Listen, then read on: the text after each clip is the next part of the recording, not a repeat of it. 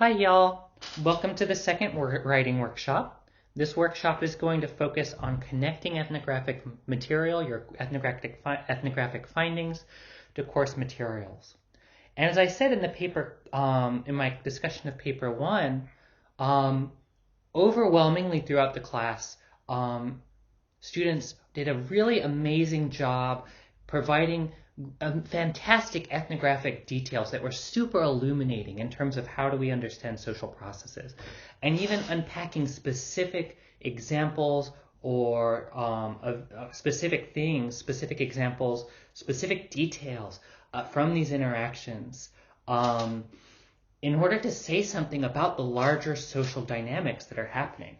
I was just so impressed by that. Now, the weaker point in almost all of the papers was in relating these findings to course materials.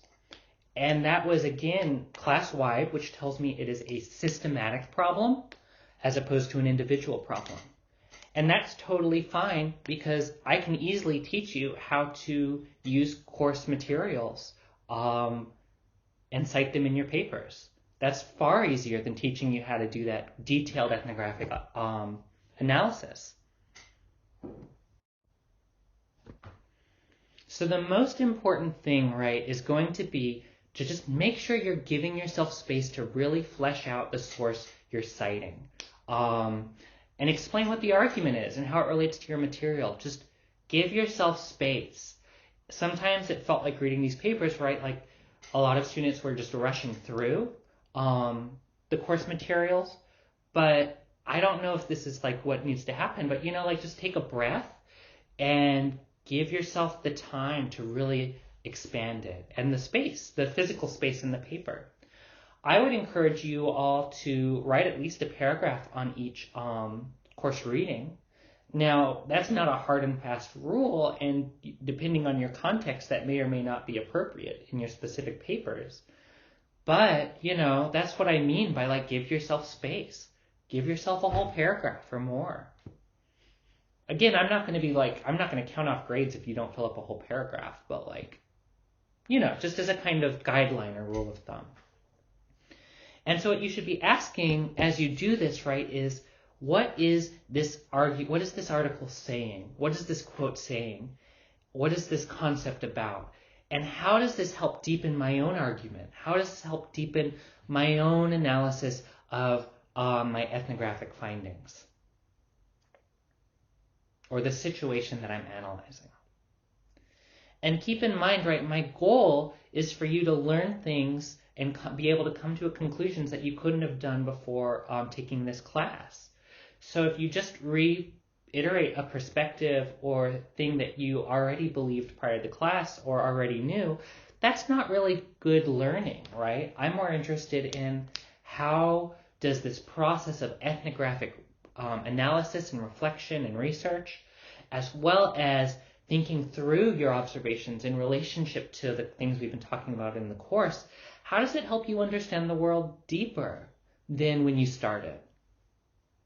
And I do view papers as not just an assignment where you regurgitate information or demonstrate mastery, but really an opportunity to think through these issues, think through the course materials more, think through larger ideas from the class and approaches from anthropology deeper.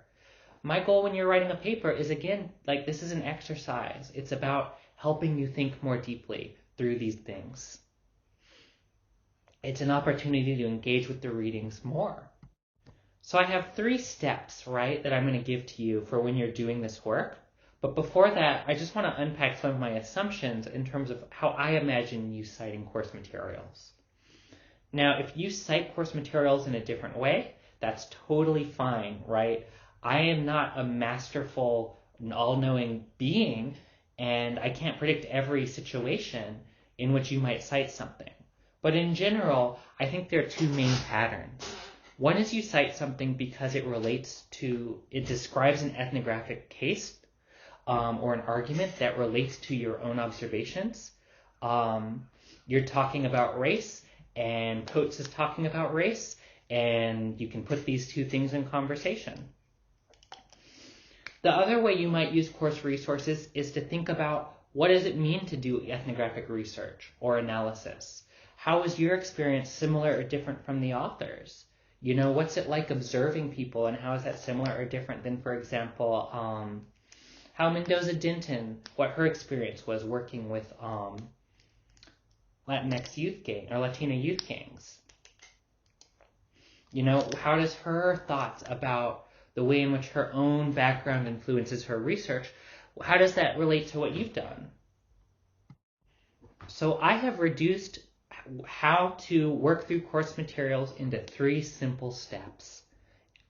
The first one is you quote something or phrase something, and then you immediately after you give that quote, you explain what it means. You say what it means in your own words. And that might feel redundant, but it's actually a super useful exercise, especially for an undergraduate paper, because my aim is I'm trying to say, like, okay, how well do you understand this? What's your understanding of this quote? What are you trying to do with it? How well are you getting what the author's saying? In this step, you should also think about, do you need to provide more context? Does the reader need to know more about what the larger argument from the article or film or podcast or book is?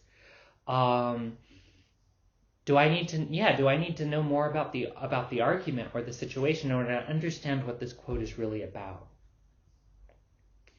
And a good rule of thumb is that this explanation should be at least as long as the quote itself.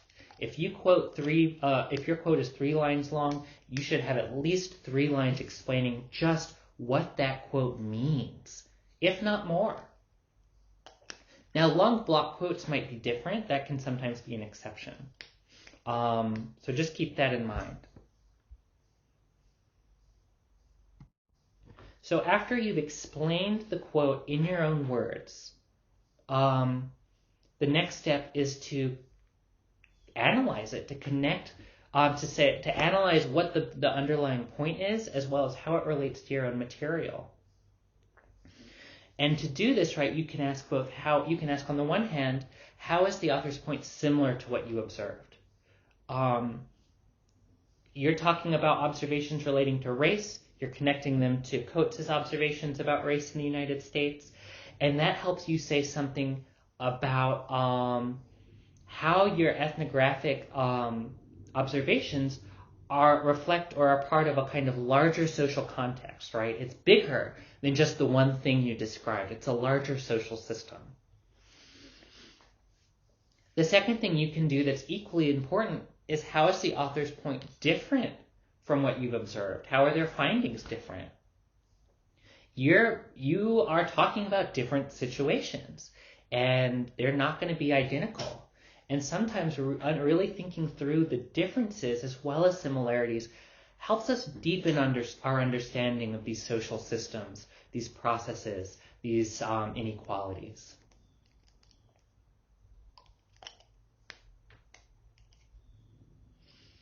So for example, well, I'm trying to think of a good example, but like I'll give you an example from my research. I was working on a paper that talks about ghosts that are buried in ancestral Native American landscapes and the significance of descendant peoples who go to visit these places and care for these ancestors. Because the problem is these ancestors are often lonely. Because after the Trail of Tears, there's just not a lot of family to live nearby and take care of them. And so the idea here, right, is like ancestor ghosts are really just like any other old person. You know, they get to feeling lonely and they want their kin to call more often. And so by going and visiting these places and even just holding little ceremonies that are a way of saying, hey, I know you're here and you're really important to me, that's an important way of caretaking for the dead. So we can think about this example, right, in terms of the larger and ongoing effects of removal of the Trail of Tears as a system of structural violence that continues to harm the dead, to which the dead continue to be vulnerable to this ongoing form of violence. And I often compare this to a reading that we'll actually talk about later in the semester about Inuit suicide epidemics. And the author says she's interested is the wrong word, but she's talks a lot about what it means to care for someone knowing that they might commit suicide and that you can't stop them. And really rethinking these kinds of ideas, these kinds of state-based mechanisms that are based on eliminating people's autonomy in order to force them to stay alive. And instead, she asks, instead of disavowing death, instead of assuming that death is the antithesis of life, how do we love one another in a way that takes one another's autonomy? In spaces where your loved ones might kill themselves, where your friends might kill themselves. How do you love someone in a way that doesn't take away their autonomy as human beings? And that's, a really tricky question, but it's something I draw on. And she talks a lot about the ways that the living call out to the dead as part of maintaining these caring relationships in the context of suicide. And what I had to do there, I just talk about how are these things similar. On the one hand, they're similar because we're both talking about ways of caring for others that are not in which death and life are not opposed to one another. But, how do you care for people who include dead folks? And how do you love one another in a way that's not about reducing the other to a kind of inert object, but really taking them as an agentive being, an autonomous being? But there's also big differences, right? Like, for example, I'm not talking about a suicide epidemic. I'm talking about a very different kind of colonial context. I'm talking about removal. I'm talking about not just the way in which living people are stripped of their agency through these state mechanisms to, what's the word I'm looking for? Through these state mechanisms that seek to force them to remain alive, very altruistically. I'm actually talking about different social systems that reduce skeletons, that reduce bodies of ancestors to inert objects that can be studied scientifically as lifeless bones, and thinking about the kinds of colonial politics of that move. And the other thing, right, is it's not that, in my example, if the author I'm talking about, she thinks a lot about how the living call out to dead family and friends. In the stuff I'm working through, it's actually the dead who call out to the living, right? Because spirits are agentive. They are social beings.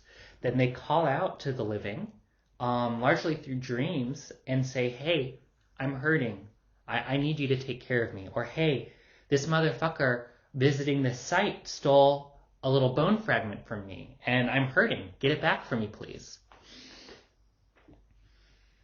So anyway, right, what I'm saying here is I'm just giving a robust ethnographic example that emphasizes not just the similarities between our case studies and how these similarities help us think about larger settler colonial processes and violence, as well as alternative ways of caring and loving for one another, but also what are the differences and how do the differences between what we're each looking at, between looking at ancestors buried in places east of the Mississippi compared to Inuit suicide epidemic contexts.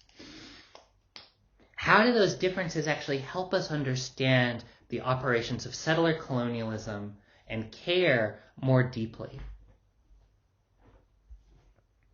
So again, that's really a long abstract example, and my point is just how do similarities as well as the differences help us understand social systems in a more deep and robust way?